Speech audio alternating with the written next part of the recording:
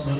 وهذه الأبيات المضمنة البيان المتقدم مما تقادم من شعر المشرك أنشأها نصح لجماعة من الآخرين عنه، وجعل اسمها تحفة الملاطفة في نصح الصحبة الملاطفة وسياقها المتصل.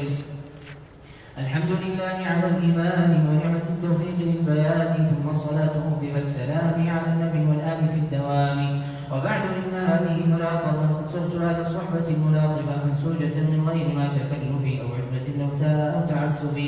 نصيحتي في الله يا إخواني أن تطلبوا العلم بلا تواني، وتلزموا في أخذه التأني، وتحذروا من زلة التمني. فمن يسر تريثا ينال ما دونه تساقط الرجال، ومن يكن معجلا يميل عمه عن التعليم لا هزيل. فلتدرسوا من المتون ما اشتهر، فإنما التحصيل أخذ بالأثر، وحاذروا من حصره بما شهر، فربما النفاع ليس يشتهر. وإنه من يعلم المشهور يزيده أن يعلم المستور، ومن رقى في العلم بالتدرج فقد على سابلة التخرج. لا تضجروا من كثرة الإفادة فإنها مع حسنها عبادة، أو تجزعوا لفتية تغيب فحبهم يحوزه الأريب.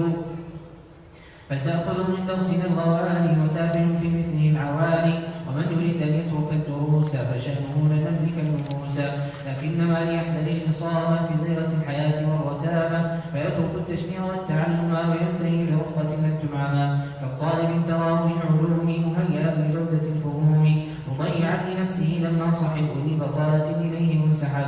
فلم يفق من سكرة المقارنة حتى راه مقدما مقارنة، فيشتم الشيوخ والأحوال وهو الذي من اختيار ماله. يا ضيعة الأعمال في سفاهة من صحبة تجني على النباهة، فلتحفظوا نصيحة العصيب فإنها السبيل نحو الريب. ستشرق الأيام بالحقائق ويحمد الخذول عزم السابق.